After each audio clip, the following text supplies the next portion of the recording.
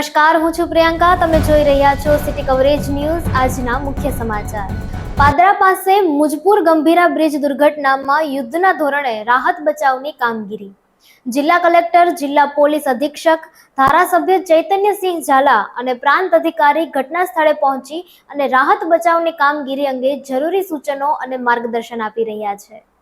107 ગુનાના આરોપી કારા દેવરાજને આખરે જૂનાગઢ પોલીસે બગડુ ખડિયા પાસેથી દબોચી લીધો છે. કારા દેવરાજને પકડવા ગયેલ પોલીસના 4 પૈકી 2 વાહનને ટક્કર મારી કારા દેવરાજે પોલીસ પર જીવલેણ હુમલો કર્યો હતો. તેમ છતાં પોલીસે જીવના જોખમે આરોપીને દબોચી લીધો છે. હવે તેની સામે 307 એટલે કે હત્યાની કોશિશનો તાલુકા પોલીસ સ્ટેશનમાં ગુનો નોંધી અને આગળની કાર્યવાહી હાથ ધરવામાં આવશે, તેમ ડીવાયએસપી હિતેશ ધાંધલિયાએ જણાવ્યું હતું. કાળા દેવરાજ રાણા વિરુદ્ધ રાજકોટ ડિસ્ટ્રિક્ટ કોર્ટ દ્વારા એરેસ્ટ વોરંટ નીકાળવામાં આવેલું હોય અને આ આરોપી 107 જેટલા ગુનાઓ તેના પર દાખલ થયેલા, જે ખૂબ જ રીઢો અને અવારનવાર ગુના કરવાની ટેવવાળો હોય, પોલીસની કામગીરીથી સારી રીતે વાકેફ હોય, આથી પોતાના પરિવારના મહિલા સભ્યો અને કેટલાક અસામાજિક તત્વો તથા સોશિયલ મીડિયાના માધ્યમથી પોલીસ ઉપર સતત છે તેની એરેસ્ટ ના થાય તેમજ તેને ગેરકાયદેસર રીતે કબજો કરેલી મિલકતના ડિમોલિશન ના થઈ શકે તે માટે પ્રયત્નશીલ હોય, પરંતુ જિલ્લા પોલીસ અધિક્ષક શ્રી તથા એલસીબી શ્રી જે પટેલ અને ચુનંદા પોલીસ કર્મીઓની ટીમને જે બાતમી મળેલી કે આરોપી પોતાના સાગરીત રાજુ ઘોડી સાથે બગડુ ખડિયાવાળા રસ્તેથી નીકળવાનો છે.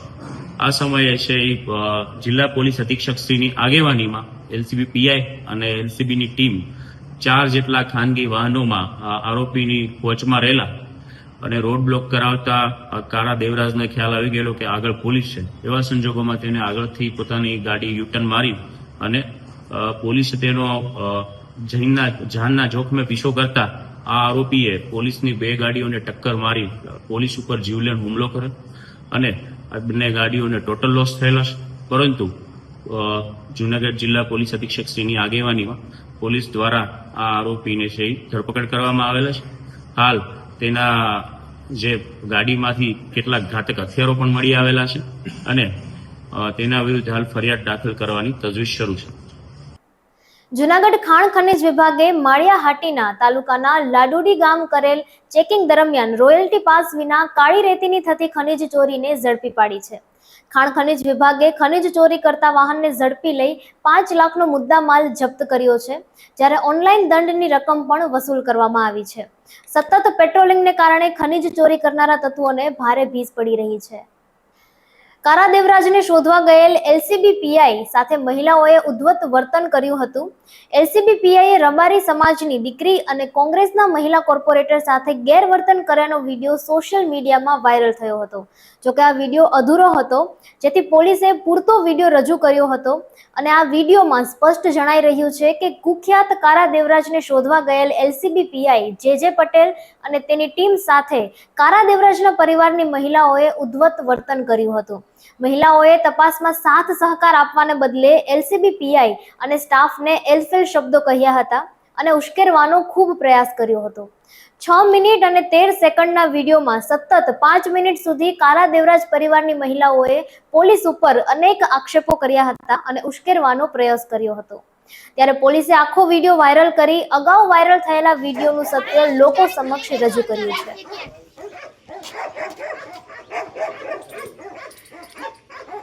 નાઈ ડ્રેસમાં આવ્યા એને એમ કે વર્તા એ નહીં અરે ઉઠાડીને મોકલા દાદા કેરે હોતા હોય લઈ એ કહો સીધા એમણે એમ જે તમારી અમારા લેખિત માપવાની આવે બસ કોને ખાવા તમાર ખાવાના ઘટાઈ છે એટલે આવ્યા નથી આ દીપકભાઈના વિડિયો આવે જ છે સેજ વિડિયો જો હમણાં જ જાત ખોટા કામ કરવા હોય એટલે ખાપકો પછી જવાબ દેવાય ના આવે કૂતરા તો ગલી ગલીમાં હોય આપોની મળ્યું ના મળે એમ ના મળે બપોર તો તમારી દોતરી શાંતિ રાખો બિફોર આફ્ટર તો તમારી થાય એ પૈસા ઘટી ગયા બાપા ઘટા તો દઈ જાય સાહેબ એમ કે આપણે કે તમને ઘટા દઈ જાય તમને ઓછા પડ્યા એટલે તમારે ઘર પાડવું પડ્યું 50 લાખ માં ગયા હતા ને એવા તો કેટલાય છે કેટલા પાડી દે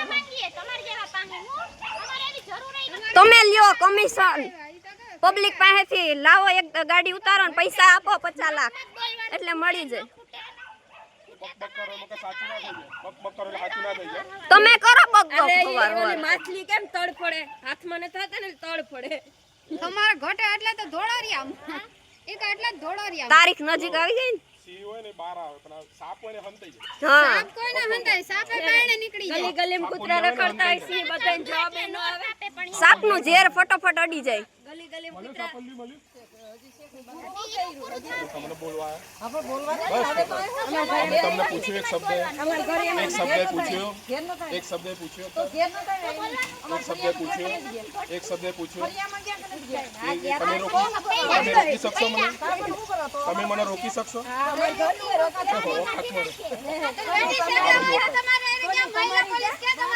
આમાંય નો આવું આમ જો આમાંય નો આવું પટેલ અમને અમારી ઓકાત બતાવે પગનીમાંય નો આવું. તમે રૂમમાં વયા આવતી અંદર ક્યાં છે તારો રૂમ? બતા આ રૂમ તમે નથી એના વાંદ અને એના પૂછે કે ભાઈ આજે હારું પારું એકા દીપકભાઈ અંદર રૂમમાં વયા હતા નથી એમાં પટેલ કયા ઘરમાં? અમારે એમાં ઘરમાં બતા દીપકભાઈ કયું ઘર હતું આપણે? કયું ઘર? બતાય તો ખરો. આર્યા દીપકભાઈ બોલે જ છે કે ઓલા ઘેર આવ્યા હતા. જૂનાગઢના સરદારબાગ સ્થિત મ્યુઝિયમનું 1.73 કરોડના ખર્ચે રિનોવેશન કરવામાં આવી રહ્યું છે. આ કામગીરી 30 ઓક્ટોબર 2025માં પૂર્ણ થશે. જોકે કામગીરી દરમિયાન પણ મ્યુઝિયમ પ્રવાસીઓ માટે ખુલ્લું રહેશે. જૂનાગઢના દિવાન ચોકના દરબાર હોલમાં પહેલા મ્યુઝિયમ હતું. આ બિલ્ડિંગ જર્જરિત બનતા મ્યુઝિયમને સરદારબાગ ખાતે ખસેડવામાં આવ્યું હતું. હવે આ બિલ્ડિંગને પણ રિનોવેશનની જરૂરિયાત છે. તેથી 1.73 કરોડના ખર્ચે રિનોવેશન કરવામાં આવી રહ્યું છે. રાજસ્થાનમાં હવાઈ દળનું જેગુઆર વિમાન ક્રેશ, જેમાં 2 પાયલોટના મોત. ભારતીય હવાઈ દળના ફાઇટર વિમાન આજે નડેલી દુર્ઘટનામાં રાજસ્થાનના ચુરુ પાસે ટ્વિન પાયલોટ સાથેના વિમાન ધડાકાભેર તૂટી પડતા બંને પાયલોટના મૃત્યુ થયા છે અને જમીન પર પણ તેના કારણે થોડું નુકસાન થયું હતું. હવાઈ દળનું આ ફાઇટર જેટ તાલીમની ઉડ્ડયન દરમિયાન હોવાનું માનવામાં આવે છે. અતિ આધુનિક જેગુઆર ફાઇટર પ્લેન રાજસ્થાનના રતનગઢ વિસ્તારમાં ભાનુડા ગામની સીમમાં અચાનક જ દુર્ઘટનાગ્રસ્ત થયું છે અને ઘટના સ્થળેથી 2 મૃતદેહ મળ્યા છે. હાઉસિંગ ફાઇનાન્સ કંપનીઓને નિર્દેશ, એડવાન્સ EMI પર હવે ગ્રાહકોને મળી શકશે વ્યાજ. નેશનલ ફાઇનાન્સ બેંક NHBએ હાઉસિંગ ફાઇનાન્સ કંપનીઓ HFCS ને કહ્યું છે કે તેઓ ગ્રાહકો પાસેથી લેવામાં આવેલ એડવાન્સ પેમેન્ટ પર વ્યાજ લે, જે તરત EMI માં એડજસ્ટ નથી કરવામાં આવતું. સૌરાષ્ટ્રના તમામ વેલનાથ મંદિરોમાં આવતીકાલે પૂજા અર્ચના અને આરતી સામે ઉજવાશે ગુરુ પૂર્ણિમા. સૌરાષ્ટ્રના અનેક સ્થળે અષાઢી બીજથી ગુરુ પૂર્ણિમા સુધી કોળી ઠાકોર સમાજનું વિદ્યાર્થી સન્માન સમારંભનું આયોજન કરવામાં આવેલ હતું. આ તમામ વિદ્યાર્થી સન્માન સમારોહ કાર્યક્રમોમાં એક મહત્વની જાહેરાત કરવામાં આવી હતી. શ્રી ગુરુવે નમઃ. જૂનાગઢમાં કાલે શ્રદ્ધાના સથવારે ઉજવાશે ગુરુ પૂર્ણિમા મહોત્સવ. આવતીકાલે ગુરુ વંદનાનું મહાપર્વ સમાન ગુરુ પૂર્ણિમા છે. પ્રથમ ગુરુ માતા પિતા, બીજા ગુરુ શિક્ષક, ત્રીજા ગુરુ સદગુરુ તથા ચોથા ગુરુ સ્વયં ગુરુ અર્થાત પોતાના આત્માને ઓળખે. જૂનાગઢમાં સદગુરુ આશ્રમમાં હજારો ગુરુ ભક્તો સદગુરુ દેવ પૂજ્ય શ્રી રણછોડદાસજી બાપુને શ્રદ્ધા અને ભક્તિથી વંદના કરીને કૃતાર્થ થશે.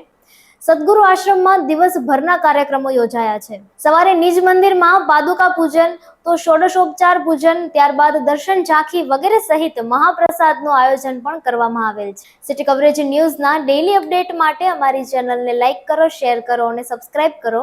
આવતીકાલે મળીશું ફરી નવા સમાચારો સાથે. City coverage news Junagadh.